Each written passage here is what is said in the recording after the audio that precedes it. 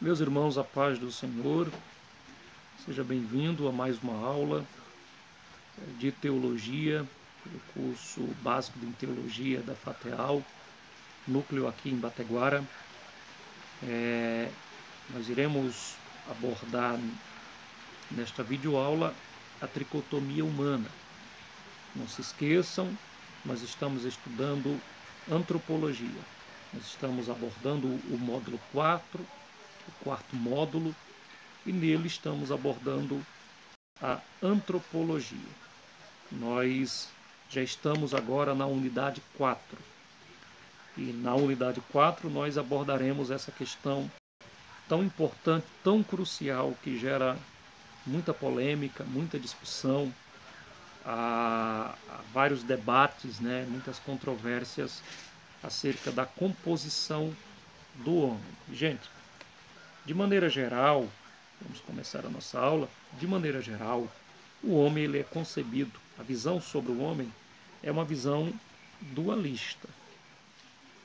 Isso entre os teólogos, entre os estudiosos, não há discussão quanto a isso. Essa visão dualista entende que o homem ele é matéria, ele possui matéria e ele também é imaterial. Então, ele é composto por matéria, que seria o corpo, dimensão material do homem, mas também ele é composto por, vamos dizer assim, elementos imateriais, incorpóreos, elementos incorpóreos, como a alma e o espírito. Aqui, o corpo. De maneira geral, entende-se que o homem é composto de matéria e imatéria. A questão é, quando nós nos aprofundamos neste estudo, nós nos deparamos com duas linhas teológicas que procura definir a composição humana. Matéria e imatéria, isso aí não tem discussão, Agora a questão quanto aos elementos que compõem a essa dualidade, ou seja, não há nenhuma discussão entre a ideia de corpo. Todos os teólogos veem o homem composto de um corpo humano, só que quando chega aqui na parte imaterial, aí há uma discussão terrível, há um debate caloroso em torno de alma e de espírito. É aí que entra a nossa tricotomia. Porém, eu quero apresentar também a dicotomia. Claro, de maneira muito sucinta, de maneira muito breve. Acredito que nós não podemos deixar de fazer menção à dicotomia. Vou definir as duas. Nós não podemos deixar de falar, porque para que o aluno ele tenha uma visão ampla sobre este assunto. Então está aqui, a tricotomia humana. Mas é importante ressaltar que existem essas duas doutrinas. Há uma doutrina dicotomista, que vê o homem, a composição do homem, uma visão dicotomista, certo? Deixa eu colocar aqui.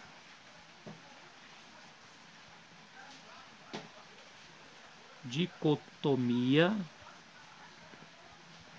Na dicotomia, gente, quanto à composição do homem, essa doutrina afirma que o homem é composto apenas de corpo e alma. Ou seja, na dicotomia, o homem possui apenas duas partes. Na dicotomia, o homem possui apenas duas partes, corpo e alma. E o espírito, para eles, o espírito nada mais é do que um sinônimo de alma, ou seja, alma e espírito é a mesma coisa para os dicotomistas. A maioria dos teólogos, sobretudo da linha reformada calvinista, são dicotomistas, certo? Já a tricotomia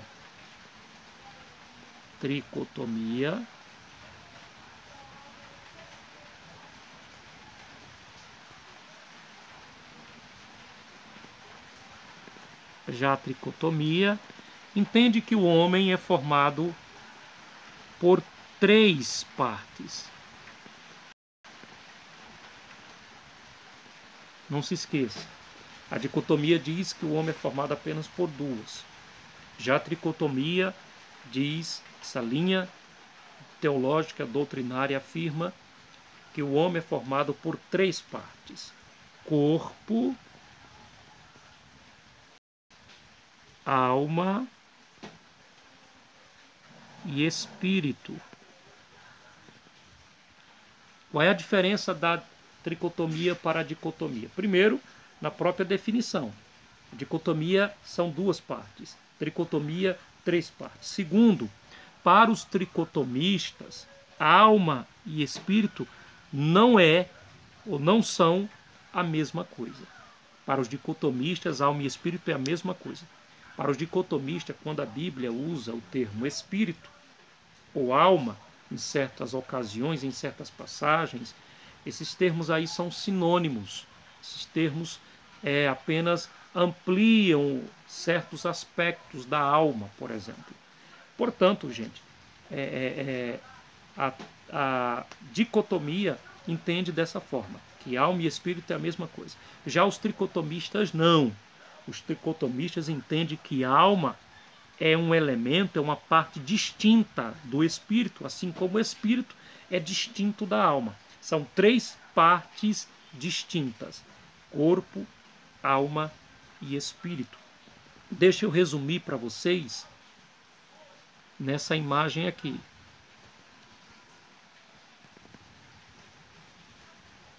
Veja só. Está aí, ó, visão do homem em 1 Coríntios 2, 14 e 15. Perceba aí que aqui, ó, aqui, alma e espírito, se vocês observarem, aqui é a visão dicotomista. Veja, deixa eu melhorar aqui. Veja que alma e espírito estão inseridos no mesmo plano, no mesmo círculo. Então, entendendo que o homem é composto apenas de duas partes, e alma e espírito é a mesma coisa. Mas veja que aqui nós temos a visão tricotomista.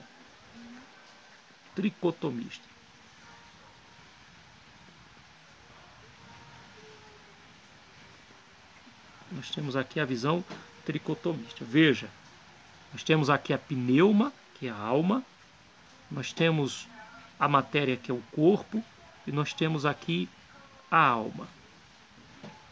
Aliás, o espírito, gente. Vê o pneuma aqui, é espírito. O espírito, a matéria e a alma. A alma no grego é psique. Espírito no grego é pneuma. Então eu tenho aqui o espírito e a alma. E eu tenho aqui as três partes distintas. Veja que na primeira imagem, na primeira figura, eu tenho a visão dicotomista, em que a alma e o espírito é a mesma coisa. E já aqui eu tenho o espírito, eu tenho o corpo e eu tenho a alma.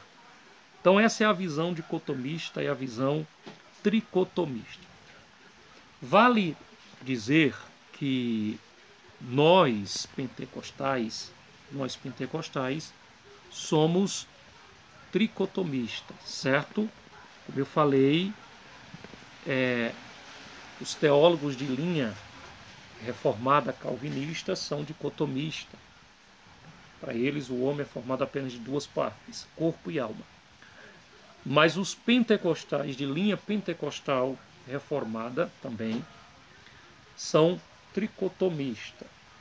Eu vou apresentar aqui alguns textos, só a guisa de exemplo, mas antes disso, nós vemos lá naquela imagem, deixa eu trazê-la novamente, nós temos aí textos, 1 Coríntios 2, 14, Gálatas 5, 19, 21, 1 Coríntios, os mesmos textos, né? Agora, em visões diferentes. Então, assim como nós temos o exemplo desse texto aqui, que nos traz uma visão diferente acerca do homem, esse texto que eu quero ler com vocês, Gênesis 2:7, nós temos aqui o esquema da criação. Depende também muito da nossa visão. Se eu sou dicotomista, eu entendo e concebo esse texto de forma diferente do tricotomista. Então vou ler o texto, fazer aqui algumas considerações sobre o mesmo e darmos continuidade às questões que nós estamos aqui abordando. Então veja só. Então formou o Senhor Deus ao homem do pó da terra e lhe soprou nas narinas fôlego de vida.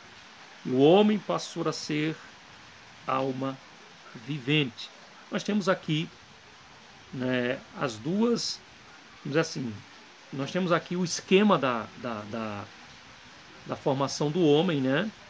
Esse verbo aqui, ó, é Weitzer, ou Weitzer, da ideia de um oleiro moldando o barro. Então Deus está dando forma ao informe. O homem, ele não tinha forma, mas Deus deu a forma a ele. Então formou Deus ao homem do pó. Essa expressão pó aqui é afar. Aqui, gente, pó significa poeira. Poeira da terra. Aqui é superfície. Adamá significa superfície. Significa a terra no sentido de superfície, de solo, certo? Então nós fomos criados da poeira do solo. E lhe soprou, é interessante essa palavra, é nafar, na verdade, tem a ver com inflar. É a ideia de Deus inflar, de Deus soprar no homem, né, o fôlego. E ao soprar, este homem passou a ser uma nefesh. Nefesh aqui tem a ver com a alma, uma alma vivente. Então, primeiro Deus, vamos dizer que a visão dicotomista seja essa. Primeiro Deus forma do pó, corpo. E aí Deus sopra. Pronto. Ao soprar, formou-se a vida. A visão dicotomista diria o seguinte. Vamos lá, deixa eu colocar aqui o quadro. Na visão dicotomista, Deus formou o homem do pó, né? Seria o corpo, matéria,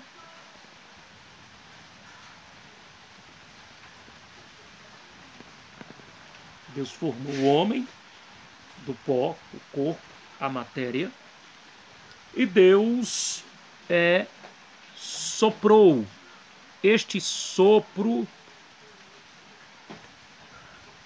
seria para os dicotomistas apenas a respiração. A respiração, o ar.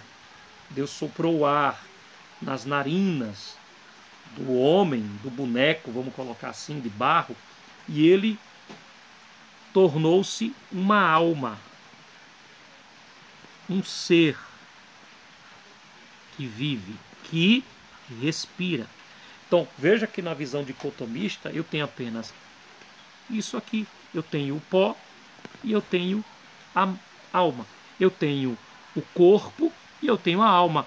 E aqui seria para os tricotomistas o espírito, não simplesmente a respiração, como os dicotomistas afirmam. Para um tricotomista, Deus forma do pó, o corpo. Deus sopra nas narinas, colocando o espírito dentro do homem, e a partir do contato do corpo com este espírito, forma-se então a alma vivente. O nosso módulo diz que Deus coloca o espírito, assim como Deus coloca a alma. Mas entendamos que nessa constituição aí, né, conforme Gênesis 2:7, do pó, matéria, depois Deus sopra o espírito, e aí o contato, a junção do espírito com o corpo, forma-se a alma dentro do ser vivente ou dentro do corpo. Então nós temos aqui a estrutura, o esquema, conforme está no módulo. No módulo de vocês está assim. Está escrito que Deus soprou nas narinas do homem e este foi feito uma alma vivente. Soprar, no hebraico, napar, significa ação de ar ou movimento. Vento, que é o mesmo que ruar, no hebraico, ruar, significa espírito, mas também sugere vento. Indica energia vital superior, que é traduzido, gente, essa palavra, deixa eu colocar aqui para vocês, né? Porque Deus soprou e a expressão hebraica lá, deixa eu colocar aqui, ó, deixa eu colocar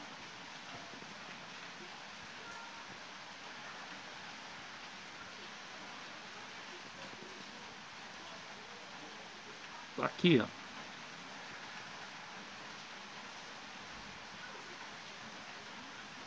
Essa expressão aqui, afar, aliás.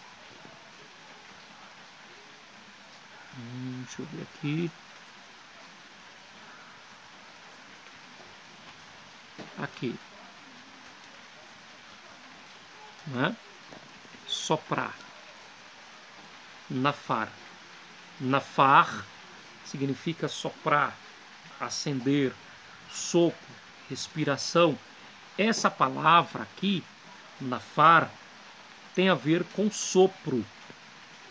Tem a ver com sopro. Essa é a palavra.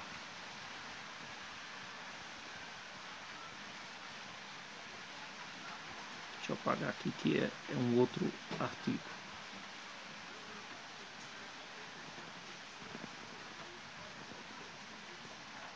Essa palavra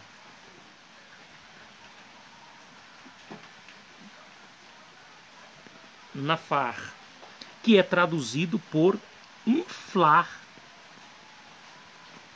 Significa que Deus inflou, preencheu o homem de ar. Mas essa palavra aqui corresponde a uma outra palavra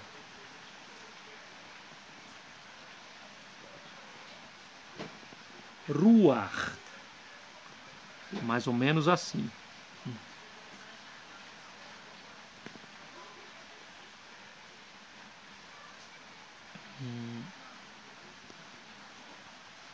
Ruar, que significa, que é traduzido por espírito. Então, para um tricotomista, Deus simplesmente não apenas soprou, dando a respiração, o ar para respirar, mas Deus colocou um espírito dentro do homem. Para um dicotomista, esse sopro não passa de hálito, vento, respiração. Portanto, o homem só seria apenas composto do pó, que é o corpo, e da alma vivente, do ser que existe, e nada mais do que isso. Mas nós que somos tricotomistas entendemos que Deus não apenas soprou, mas Deus colocou o espírito dentro do homem. Então veja o esquema. Primeiro Deus cria o corpo, que é a parte física, depois sopra nas narinas, colocando o espírito dentro do homem, que é a capacidade do homem de se relacionar com Deus. E terceiro, pôs nele a alma, sede dos sentimentos, da vontade e das emoções, parte imaterial e emocional do homem. Então, para nós prosseguirmos e sairmos do texto, o esquema é esse. Ó, esse é o esquema. Primeiro, Deus formou o homem do pó, corpo, matéria. Daí Deus, depois de ter soprado, aliás, de ter formado, Deus soprou em suas narinas do homem e lhe deu o espírito, não a respiração, mas o espírito dentro dele. E por fim, e aí eu entendo que é a junção do pó do corpo com o espírito, forma-se então a alma. O nosso módulo diz que foi Deus também que colocou o corpo, dentro do corpo, o espírito e a alma, certo? Então, meus irmãos, vamos prosseguir. Espero que vocês tenham entendido esse esquema aí da formação do homem, né? Primeiro Deus forma o corpo, depois Deus coloca o espírito, depois Deus coloca a alma, certo? Então, ó, essa é a visão tricotomista, mas eu não posso deixar de falar também da dicotomista. Eu vou apresentar aqui alguns textos que aparentemente, de fato, sugerem que o homem só é formado por duas partes, em que a palavra alma é usada no sentido de espírito e a palavra espírito é usada no sentido de alma. Por exemplo, Gênesis 35, 18. O vídeo vai ficar um pouco longo, eu vou dividir em duas partes esse vídeo, viu? Então, ó, Gênesis 35, 8.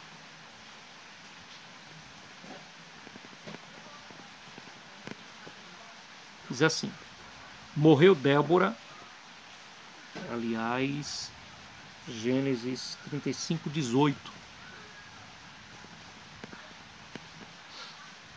Ao sair-lhe a alma, veja, ao sair-lhe a alma, porque morreu, dele o nome de Benoni, mas seu pai lhe chamou de Benjamim. A palavra alma aqui no grego,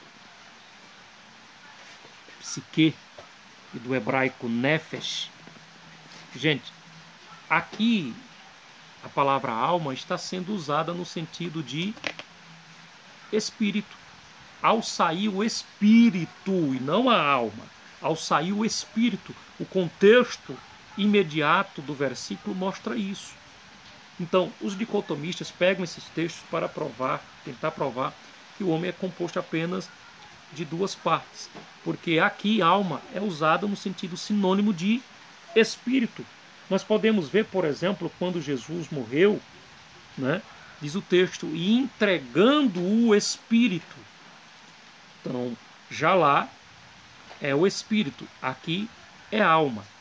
Então, nesses textos nós podemos ver que, de fato, em algumas passagens, em algumas ocasiões, alma e espírito vai ser a mesma coisa. Isso vai depender muito do contexto, certo?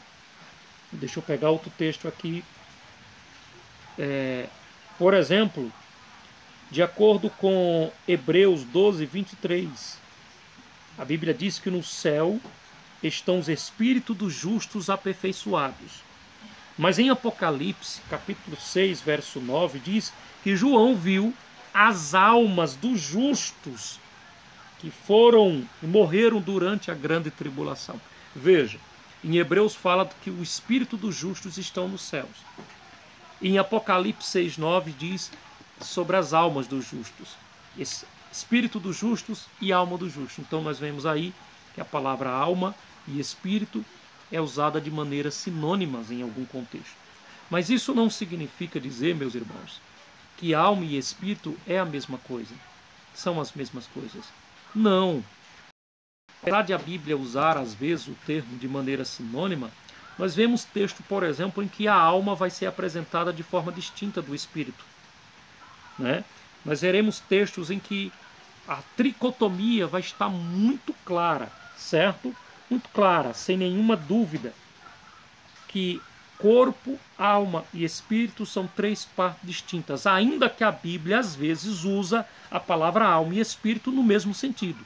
Mas há textos que provam que há três partes distintas. Por exemplo, 1 Tessalonicenses 5, 23.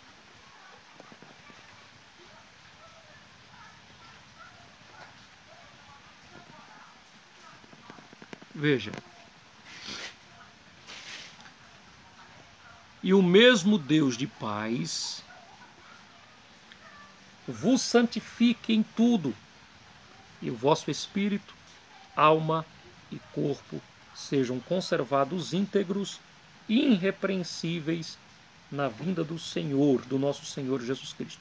Mas nós temos aqui que a santificação ela é abrangente. Ela deve abranger o espírito, a alma e o corpo. Então nós vemos aqui de maneira muito clara a alma e o espírito sendo usado de forma distinta. Por exemplo, no Cântico de Maria, Lucas capítulo 1, Lucas capítulo 1, versículo 46 e 47. Cântico de Maria. Então disse Maria: a minha alma engrandece o Senhor. Veja, a minha alma engrandece o Senhor. Olha o verso 47. O meu espírito se alegrou em meu Deus Salvador. Então, se alma e espírito é a mesma coisa, então por que no texto de Tessalonicenses, capítulo 5, verso 23, a santificação também deve abranger o espírito? Ora, se alma e espírito é a mesma coisa, conforme os dicotomistas afirmam, então por que a Bíblia fala que a santificação também deve ocorrer no espírito? Se alma e espírito é a mesma coisa, então por que Maria, ao louvar o Senhor, diz que a alma dela tanto engrandece ao Senhor, como também o espírito se alegra em Deus?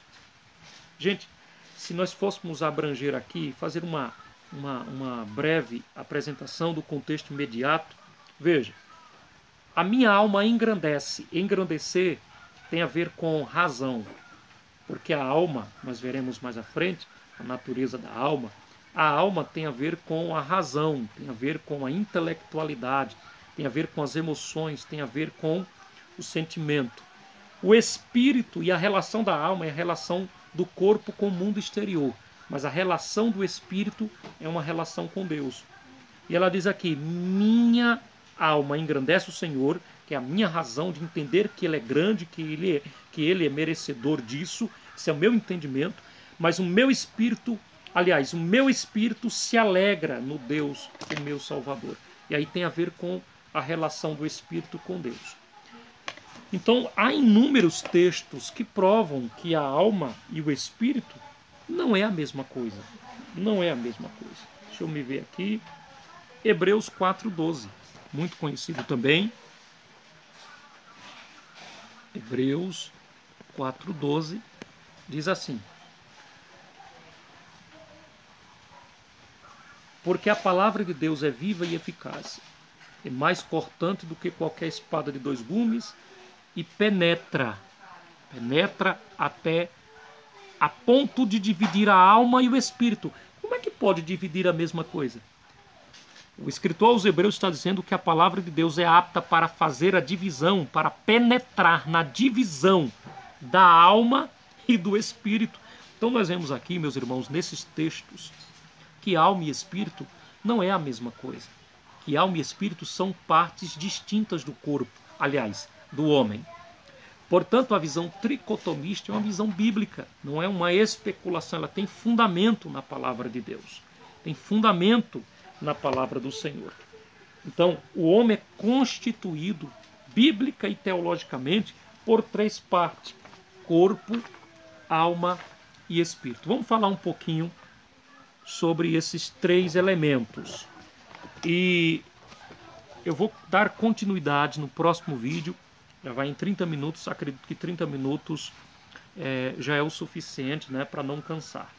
Vamos ficar nesses conceitos gerais agora, né, sobre essas duas linhas, e no próximo vídeo a gente vai abordar a natureza do corpo, a natureza do espírito, de forma muito básica.